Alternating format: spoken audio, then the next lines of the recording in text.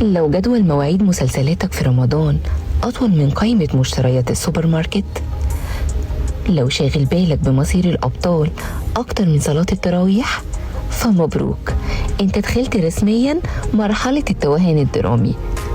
فأهلا بيك في متلازمة سباق المسلسلات، يا مساء المواعيد اللي بتخبط في بعضها والسباق اللي ما بيخلص غير مع السحور. أهلا بيكم في حلقة جديدة من برنامج متلازمة رمضانية، معاكم شيرين الصاوي على احنا بتوع الراديو. عارفين طبعا ان كل عيلة مصرية أصيلة لازم يكون فيها خبير. لا مش قصدي خبير إسلام فوزي بتاع التحليلات، أنا قصدي خبير المسلسلات الشامل. الشخص ده بيبقى رادار بشري شغال 24 ساعة، حافظ المواعيد بالثانية، وعارف المسلسل ده بيتعاد الساعة كام بتوقيت القاهرة وتوقيت دبي وتوقيت المريخ لو لزم الأمر. تقعد جنبه تلاقيه فجأة بصلك وقال على فكرة الممثل ده هو اللي سرق الخزنة في راس الأفعى، والبطلة دي هتطلع أخت البطل في الحلقة 29، ويبوظ عليك المتعة ويحرق الأحداث، بس بيبهرك بذكائه الدرامي اللي ملوش كتالوج.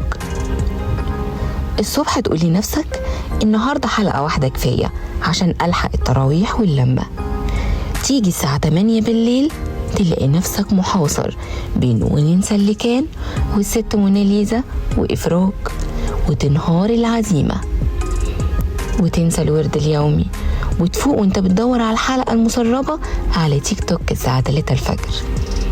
الموضوع وما فيه ان اول ما تتر البداية يشتغل العقل بياخد اجازة، والمنطق بيقول ان حلقة واحدة مش هتضر، بس الحقيقة ان الحلقة بتجر حلقة، وبنغرق جوه احداث الدراما، وبتنسى ان رمضان ده ضيف كريم بيخطف رجله ويمشي بسرعة. ازاي تكسب السباق الحقيقي؟ عشان ما تجيش يوم العيد وتلاقي نفسك حافظ 20 مسلسل ونسي طعم راحة البال، جرب الروشتة دي. مسلسل واحد، اختار اكتر عمل شدك بجد، والباقي خليه بعد رمضان على المنصات. المسلسلات مش هتطير، بس الروحانيات ممكن تفوتك.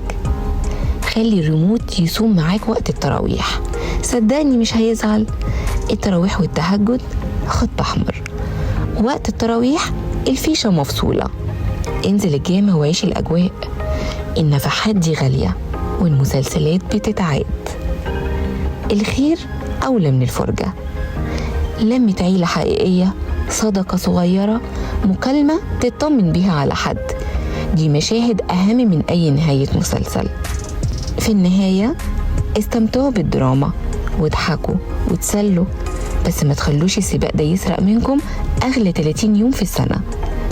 ودلوقتي بقى، مين خبير المسلسلات اللي عندكم في البيت وبيمسي عليكم بالمواعيد كل يوم؟